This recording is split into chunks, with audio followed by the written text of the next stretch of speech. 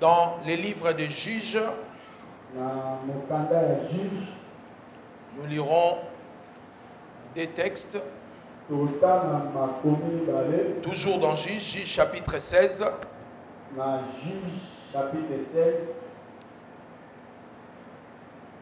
Et nous lirons aussi Juge chapitre 13, premier verset. 13, 1. Je lis pour nous. Est-ce que vous avez trouvé? Juge, c'est le 7e livre de la Bible. Donc depuis Genèse. Est-ce que vous avez trouvé? Ne dites pas Amen alors que vous n'avez pas trouvé. Vous avez trouvé? 7e livre de la Bible. Genèse, Exode, Lévitique, Nombre, Deutéronome, Josué et Juge. 7e livre de la Bible. Vous avez trouvé? C'est ça, je crois bien, c'est ça. Ouais. Alors, nous lisons. Les enfants d'Israël firent encore ce qui déplaît à l'Éternel, et l'Éternel les livra entre les mains de Philistins pendant 40 ans. Amen. Amen. Dis Amen bien. Amen. Je ne t'entends pas bien. Dis Amen bien. Amen. Un Amen plus fort que ça. Amen. Alors nous lirons encore un deuxième texte, Juge chapitre 16, versets 20 et 21.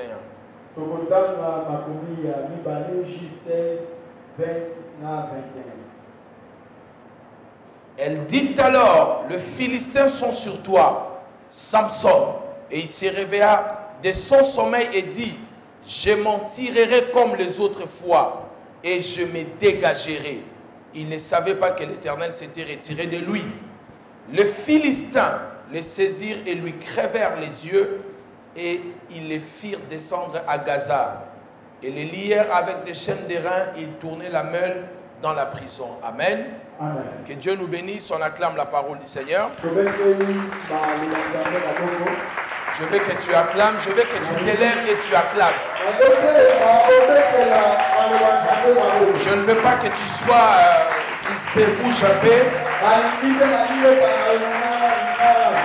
Gloire au Seigneur, merci. Rassoyez-vous. Aujourd'hui, je vais partager avec vous un enseignement dont j'espère que ça va vous aider. Je vais essayer de parler de Samson, de ce qui lui était arrivé, comment un grand homme qui a été choisi par Dieu et qui a fini sa vie aveugle, il a fini sa vie dans la désolation. Alors il a été choisi par Dieu. Mes chers amis, le fait que Dieu vous choisisse, rien ne garantit que vous finirez votre vie dans la gloire. Vous pouvez aussi mal finir votre vie, bien que vous avez été choisi par Dieu. Ne pensez pas parce que Dieu a fait son choix sur votre personne, Dieu est dans l'obligation de faire aussi le choix de vos décisions.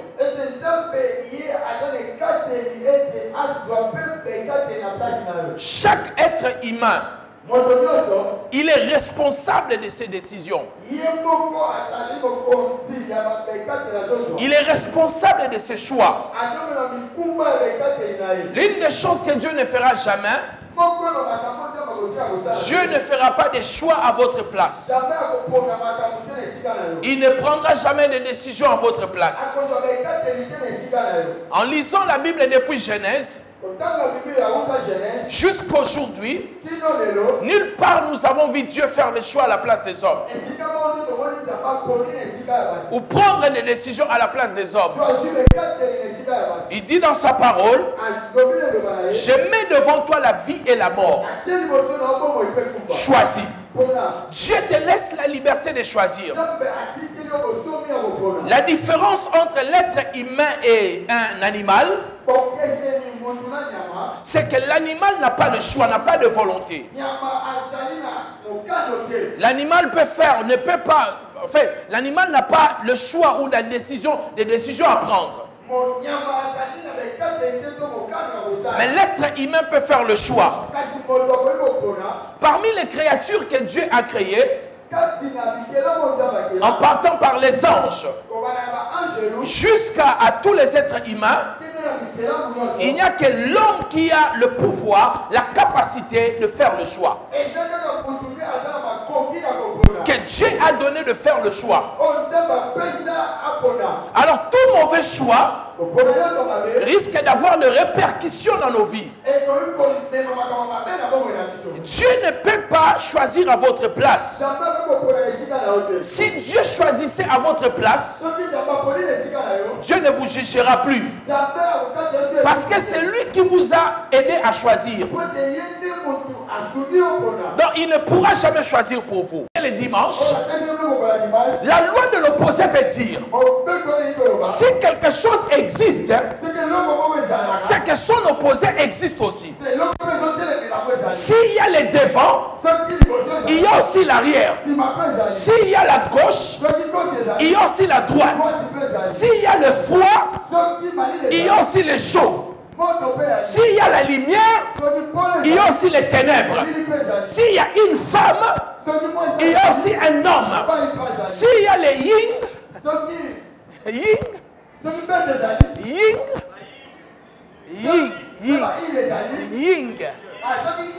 c'est que yang existe. Dis amen bien. Alléluia. La loi de l'opposé. Là où vous voyez de la force, il y a aussi une petite faiblesse qui peut se cacher. Maintenant, l'ennemi ne vous détruira pas à cause de votre force. Il vous détruira à cause de votre faiblesse. Généralement en guerre, lorsque l'armée étrangère attaque une autre armée, l'armée étrangère ne cherche pas leur force, leur côté où ils sont forts. Ils cherchent là où ils sont faibles, un endroit où ils peuvent s'accaparer facilement. C'est ainsi va la vie. Ne croyez pas trop à votre force, mais travaillez votre faiblesse. Si vous ne voulez pas travailler votre faiblesse, vous voulez seulement développer votre force. Plus vous développez votre force et vous négligez votre faiblesse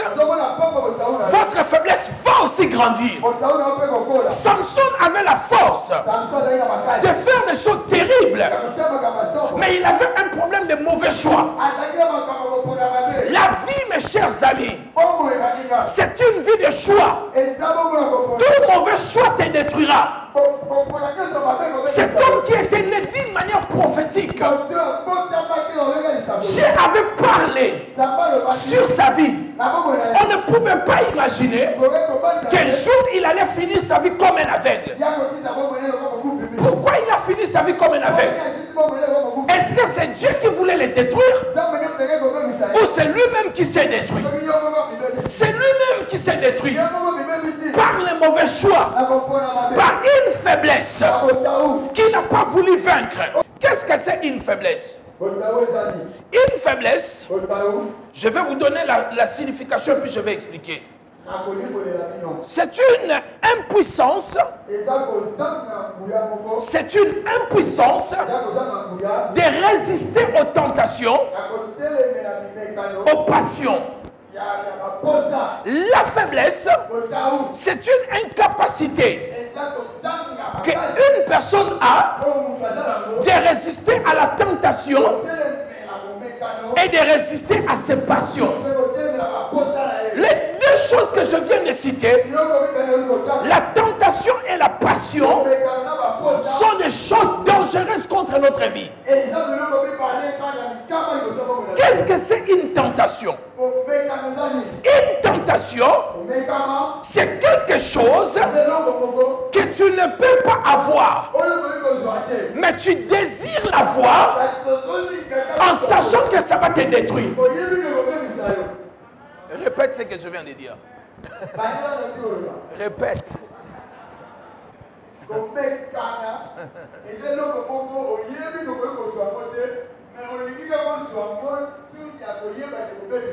La tentation, c'est quelque chose que tu ne peux pas avoir, mais tu désires de l'avoir en sachant que si tu l'as, ça va te détruire. C'est ça la tentation.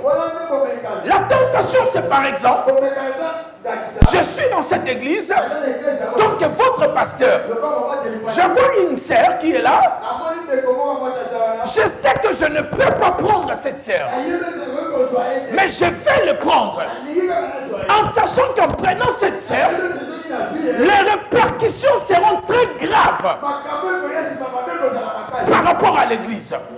C'est ça la tentation. Avec la tentation, lorsque tu veux faire du mal, lorsque tu veux aller vers la tentation, tu sais déjà que ça va me détruire, mais tu y vas quand même. Donnez-moi un amen bien. Je sais que si je sors avec une fille de l'église, je vais détruire l'église. Je vais briser la confiance à l'église. Mais j'y vais quand même. C'est ça la tentation.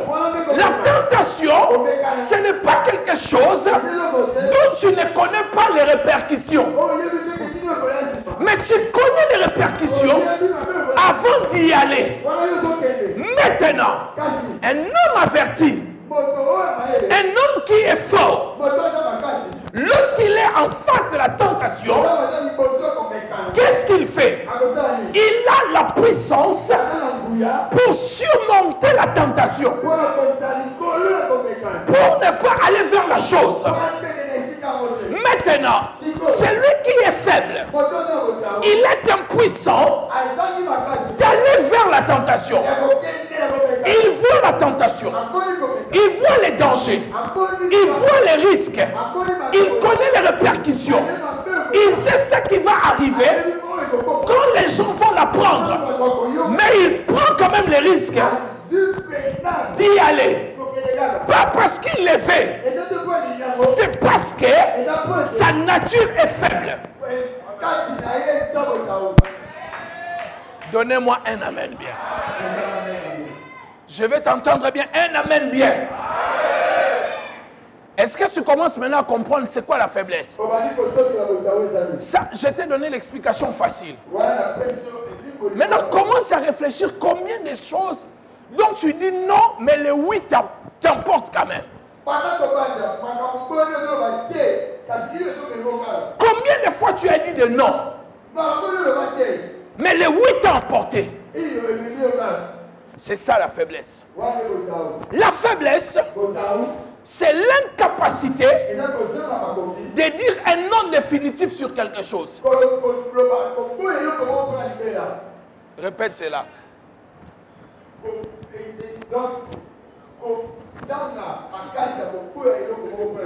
La tentation, c'est une incapacité de dire un non définitif à quelque chose. Vous le savez ici. Tu dis non, non, vraiment le pasteur m'a prêché, vraiment non, non. Mais ton non là ne sera pas définitif. Tu vas le dire pendant 5 minutes. Après 30 minutes, tu diras oui. C'est ça la tentation. Donnez-moi un amen bien. Un amen plus fort que ça. L'incapacité de résister à la tentation. C'est ça la faiblesse. Pas seulement la tentation, mais aussi aux passions. Une passion, c'est quoi? C'est un désir. À ma manière dont je définis, c'est un désir qui n'est pas important. Amen. C'est un désir agréable mais qui n'a aucune importance. Dans la vie, on ne fait pas tout ce qu'on veut, mais on fait ce qui est utile. Malheureusement, les gens ne savent pas à un certain âge. On ne fait pas les choses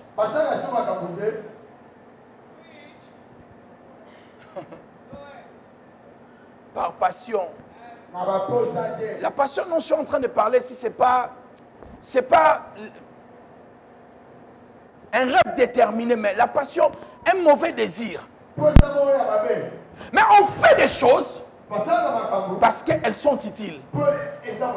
Lorsqu'on ne fait pas des choses parce qu'elles ne sont pas utiles, elles deviennent dangereuses pour votre propre vie. Maintenant, restons un peu sur la faiblesse. Une faiblesse, c'est la seule chose qui peut détruire une vie. La faiblesse, c'est la chose qui détruira votre prochaine étape de la vie. Tous les grands que vous voyez dans le monde ont été détruits à cause de leur faiblesse. Alors, qu'est-ce que c'est une faiblesse? Quelqu'un peut me le définir? Qu'est-ce que c'est une faiblesse? C'est l'impuissance de résister à une tentation. Maintenant, écoutez-moi très bien. Dieu ne nous tente pas. Dieu nous éprouve.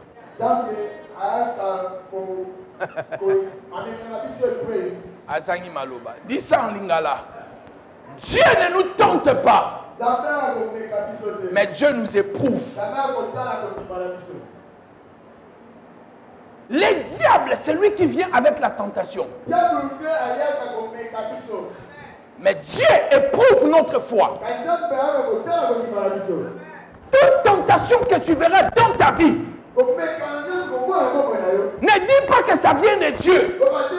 Oh, Dieu lui-même a voulu. Pourquoi il a permis que cela m'arrive? Non, ne le dis pas. Là, c'est le langage de ta faiblesse qui te pousse dans la tentation.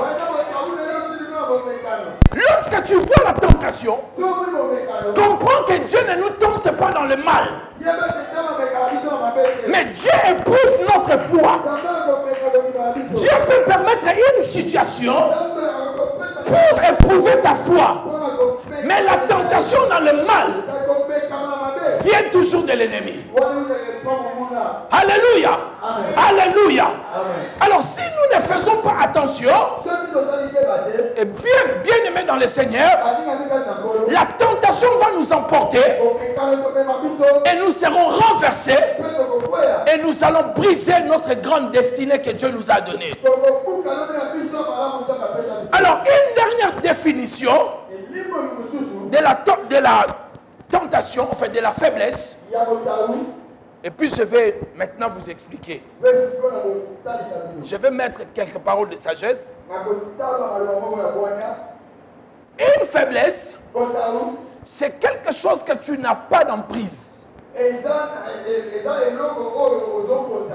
C'est quelque chose que tu n'arrives pas à contrôler. C'est quelque chose que tu n'arrives pas à dominer. C'est ça la faiblesse. Maintenant, je répète, c'est quelque chose que tu n'as pas d'emprise. Quelque chose que tu n'as pas de temps, tu ne peux pas contrôler. Merci maman. Quelque chose que tu ne peux pas aussi vaincre. Première des choses, on n'affronte jamais une faiblesse. On fout une faiblesse. On ne reste pas dans un endroit où ta faiblesse peut être cédée facilement. Est-ce que je suis en train de parler? Deuxième chose, c'est que nous devons savoir, nous devons tous savoir que nous avons une faiblesse. Le fait de refuser que tu as une faiblesse, ça va te conduire toujours dans la tentation. Mais lorsque tu prends conscience que j'ai une faiblesse dans tel domaine, dans un domaine d'argent, n'acceptez pas de rester là où il y a l'argent parce que tu finiras par voler. Si tu sais que tu as une faiblesse des hommes, n'ayez pas trop d'amis hommes. Tu risques de céder à ta tentation, à ta faiblesse. Lorsque tu connais ta faiblesse, c'est déjà un pas vers la sortie. Le premier point pour sortir d'une faiblesse, tu dois d'abord identifier ta faiblesse. Connaître ta faiblesse. Quelle est ta faiblesse? Quelle est la chose que tu n'arrives pas à contrôler? Peut-être c'est ta bouche. Quand tu parles, tu ne contrôles pas. Et toi-même, tu le sais. Moi, quand je commence à parler, c'est sans frein. Et tu crois que c'est un diplôme ou quoi? C'est une faiblesse. Tu dois d'abord identifier ta faiblesse. Quand tu identifies la faiblesse, c'est un pas vers la solution. Quelle est ta faiblesse? Qu'est-ce que tu n'arrives pas à contrôler? Qu'est-ce qui domine sur toi? Qu'est-ce qui a de l'ascendant sur toi? Quelle est la chose, même quand tu fais un effort pendant une semaine, tu ne le fais pas, mais le 8e jour, tu dois céder. C'est une faiblesse. Est-ce que je parle à quelqu'un? Deuxièmement, nous devons savoir, nous avons toujours des gens qui alimentent nos faiblesses. Le problème, ce n'est pas seulement d'identifier votre faiblesse, mais le problème est de savoir aussi qui alimente ta faiblesse. Quelles sont les personnes qui t'encouragent dans le mal? Quelles sont les personnes qui te motivent dans ta faiblesse? Quelles sont les copines, lorsque tu leur dis le pasteur nous a interdit de faire cela, elles te disent non, le pasteur, il faut le faire, c'est pas grave. Quelles sont ces personnes qui t'encouragent dans ta faiblesse?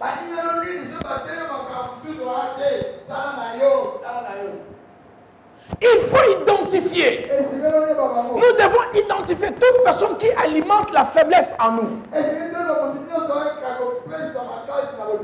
Car les personnes qui alimentent les faiblesses en nous, elles sont plus dangereuses que la faiblesse elle-même.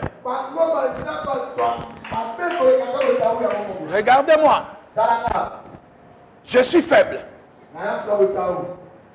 Lorsque mes amis qui alimentent mes faiblesses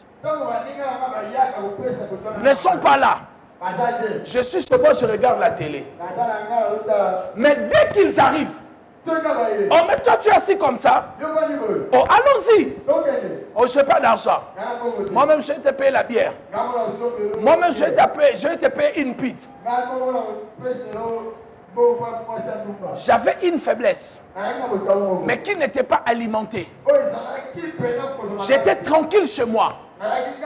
Mais quand les gens qui alimentent la faiblesse sont arrivés, ma faiblesse a pris de la force. Donc, les personnes qui alimentent les faiblesses en nous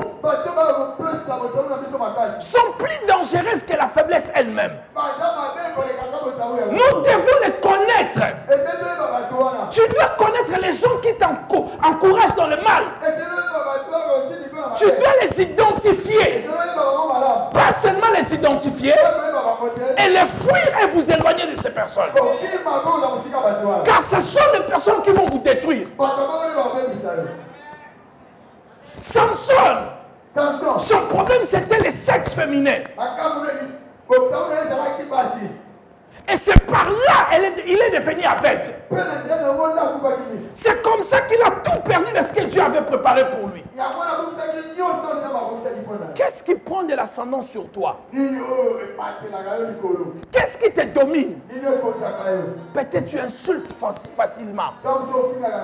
Un jour tu insulteras quelqu'un qui va te frapper sérieusement. Écoutez-moi très bien.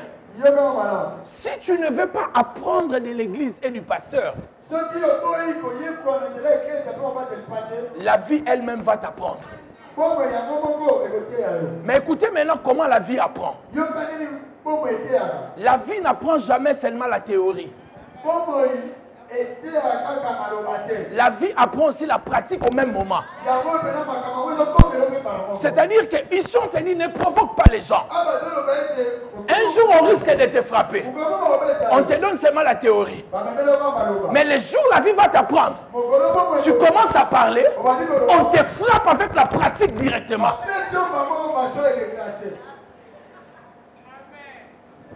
Qu'est-ce qui prend de l'ascendance sur toi? Qu'est-ce que tu n'arrives pas à dominer? Qu'est-ce que tu n'arrives pas à contrôler? Quelle est la chose qui a la victoire sur toi? Et quelles sont les personnes qui alimentent cette faiblesse? Certaines personnes nous encouragent dans le mal. J'ai vu des gens qui sont en prison aujourd'hui. Ils ne devaient pas être en prison. Ils sont partis en prison simplement parce que les mauvaises personnes étaient autour de leur vie. Là où il y a de mauvaises personnes, les mauvaises choses arrivent facilement. Dis Amen. Qui alimente ta faiblesse? Qui t'encourage dans le mal? Qui t'alimente? Alléluia. Vous savez, la faiblesse, c'est comme un groupe électrogène.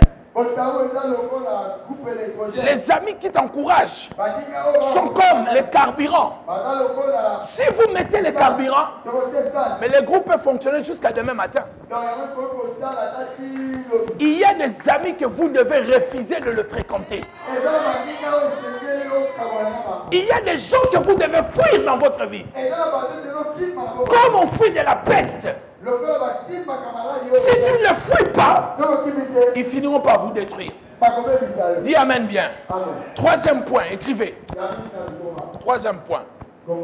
N'oublions jamais toute destruction dans votre vie cherche une porte d'entrée. Pasteur Jérémie, on y va, on y va. Toute destruction dans votre vie cherche toujours une porte d'entrée. Et la porte d'entrée, c'est votre faiblesse. Quand le diable cherche à détruire votre vie, à détruire votre réputation, à détruire votre témoignage, il cherchera une porte. Et l'entrée favorite du diable dans votre vie, c'est à travers votre faiblesse. Il y a un pasteur, je vous ai déjà parlé de ça, à Nairobi. Il avait épousé sa femme, il est parti vivre à Nairobi. Et comme nos familles africaines, nous les aimons beaucoup, un jour, je vais faire un enseignement sur ces deux choses-là. Il s'est marié et sa femme va prendre sa petite sœur. Et la grande sœur a commencé à faire des enfants. Elle n'est plus belle comme elle était quand elle était jeune. Son corps a déformé. Ses seins ont déformé. Et le beau-frère commence à regarder le corps de la petite sœur. Tout commence par les yeux. Tout commence par ce que nous voyons. Ne laissez jamais vos yeux constamment sur quelque chose qui ne vous appartient pas. La prochaine étape sera les vols. Lorsque vous laissez vos yeux constamment sur l'argent qui n'est pas à vous, la prochaine étape, tu vas voler. Lorsque vous laissez vos yeux constamment sur une femme qui n'est pas à vous, la prochaine étape, c'est que vous chercherez à prendre cette femme. Il a commencé à regarder la petite sœur. Il a commencé à envier la petite sœur. Et il a commencé à entrer la nuit dans la chambre de la petite sœur. Dis Amen bien. Voici comment la faiblesse agit. Il n'y a pas de bruit quand la faiblesse agit.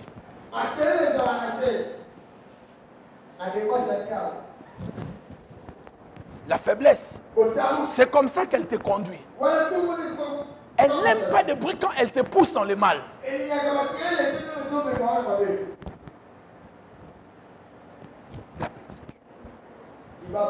Mais quand elle va t'exposer,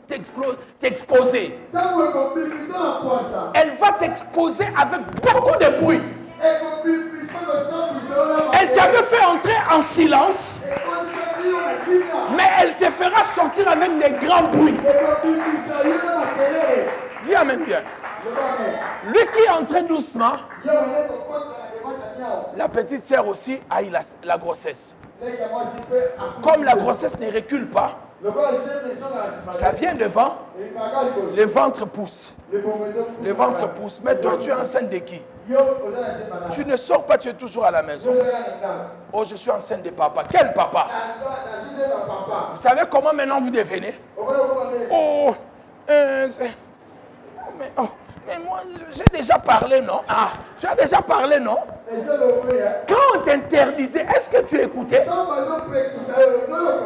Oh, là, tu deviens miouette, tu ne parles plus. Tu commences à tourner le dos. Tu commences à taper les pieds. Oh, c'est la grossesse de papa. Conséquence.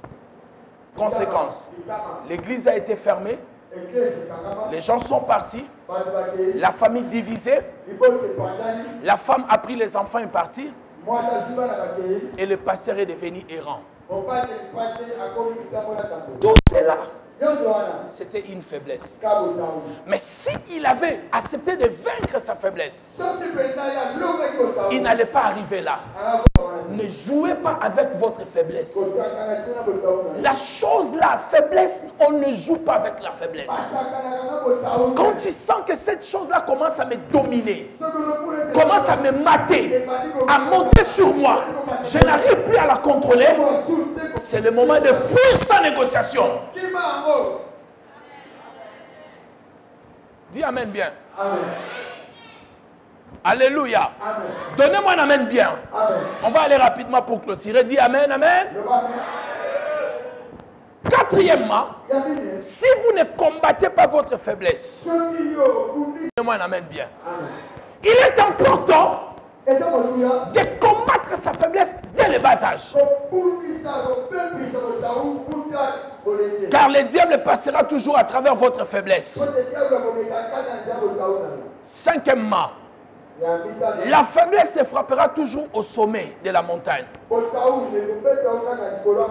La faiblesse ne peut pas te frapper au début. La faiblesse te laisse... en fait, elle aime grandir en toi. Je vous ai parlé d'une histoire ici. Un jour, un homme, il avait un mauvais caractère.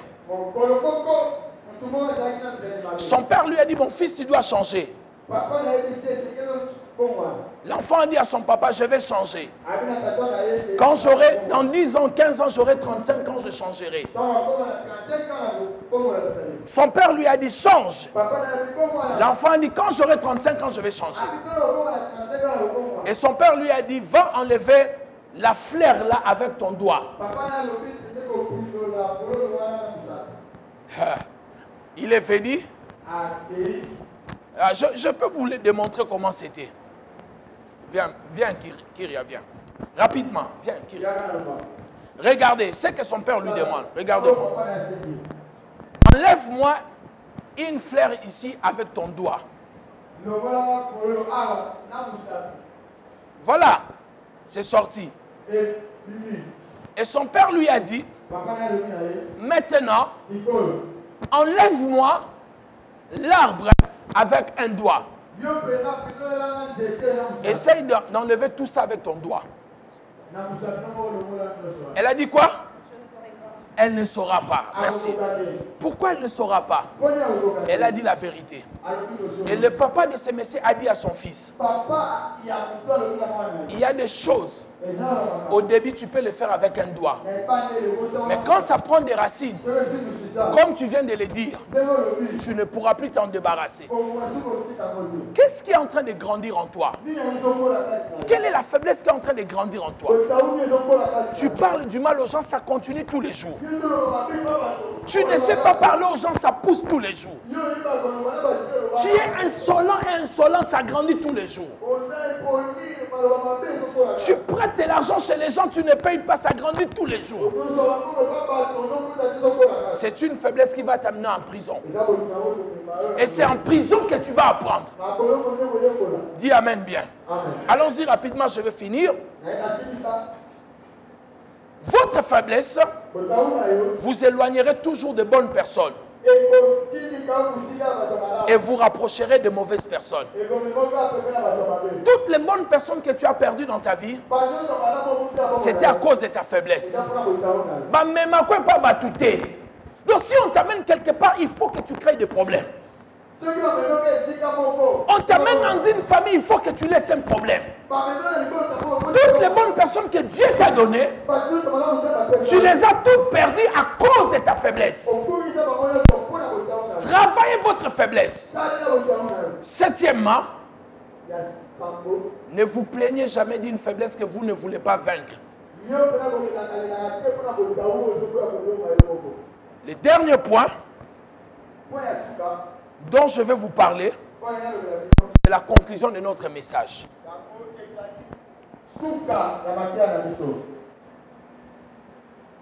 Qui a fait le latin philo? Bon, de nos jours, les études, on n'y croit pas trop. On laisse. Sinon, je voulais poser une question, je n'aurais pas la réponse peut-être. Vous connaissez dans la mythologie un homme qu'on appelait Achille. Vous avez déjà entendu parler d'Achille. Et vous avez déjà entendu quelque chose qu'on répète sur Achille. On dit quoi? Talon d'Achille. Talon d'Achille.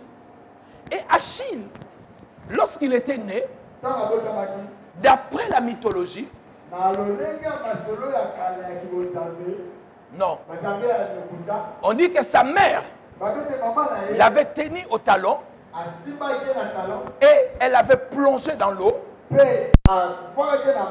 Partout où son corps avait touché de l'eau, si on le frappait une flèche, on tirait une flèche sur lui, ça ne pouvait pas le détruire. Mais l'erreur de sa mère, c'est qu'elle n'avait pas submergé Achille totalement dans l'eau. Elle avait tenu Achille sur les talons. Donc Achille était fort partout, mais il était vulnérable sur les talons. Et les gens qui combattaient avec Achille ne pouvaient pas le gagner. Jusqu'à ce qu'un homme qu'on appelait Paris, qui avait connu la faiblesse d'Achille, il a tiré la flèche sur les talons d'Achille. Et Achille a été vaincu. Voilà pourquoi on utilise le mot talon d'Achille comme une faiblesse. Tel que nous sommes ici dans cette église, je ne vais pas vous dire de faire attention avec votre côté fort. Mais je vais vous dire de faire attention là où vous êtes faible. Là où vous êtes faible, ça sera toujours l'endroit où le diable va passer pour vous détruire. Là où tu es fort, c'est déjà une bonne chose. Mais là où tu es faible, c'est là où le diable passera. Et lorsqu'il passera par là, il fera très mal. Parce qu'il sait que c'est la seule faiblesse que tu as. Dis Amen bien. Non, dis Amen bien. Lorsqu'on cherche des responsables à l'église, tu sais que toi, tu es insensible avec tout ce qui est l'argent. Ne dites jamais, mettez-moi là où on compte l'argent. Tu finiras par voler. Un jour, tu vas regarder, tu dis, hey, c'est trop, hey, tout ça pour le pasteur. Parce que tu crois que tout c'est pour les pasteurs. Ah non, mais même le pasteur, vraiment, même Dieu va comprendre. Tu prends un $100, tu mets dans la poche. Et tu mets la malédiction sur toi. Dis Amen bien. Quelle est ta faiblesse? Voici la conclusion de mon message. Dans Juge chapitre 16, verset 20, la Bible dit, Samson a dit, Delilah a rêvé Samson. Après avoir coupé tous les cheveux de Samson, elle dit, Samson, réveille-toi, réveille-toi. Les Philistins sont sur toi. La Bible dit, Samson se réveilla. Il se disait, je me tirerai comme d'habitude. La Bible dit, il ne savait pas que Dieu s'était retiré de lui. Nous avons toujours dit, nous savons. Je gère. Je sais moi-même comment faire. Mais faites attention, on ne contrôle pas tout dans la vie. Si tu es capable de vaincre ta faiblesse, vaut mieux le faire maintenant. Ne dis pas que non, je sais. Je contrôle. La situation entre mes mains. Vous ne savez pas, aussi les généraux avaient dit au maréchal Mobutu, non, on a la situation entre les mains, mais le maréchal a fui quand même. On ne contrôle pas toutes les situations de la vie. Reconnaissez là où vous êtes faible. Travaillez votre faiblesse. Faites un travail de vaincre votre faiblesse. La faiblesse viendra vous frapper dans la porte de votre destinée. Dominique Strauss-Kahn voulait devenir président de la France. Mais sa faiblesse lorsqu'il était le DG de FMI a surgi. Il a tout perdu.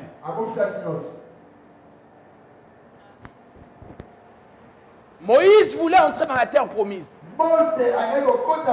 Sa faiblesse était la colère. Puisqu'il bégayait encore, tu ajoutes la colère qui était dans sa famille. Dans Genèse 49, la Bible dit Lévi était un homme de colère. Il avait tué les gens avec son frère. Lui et Siméon. La colère qui était dans la famille.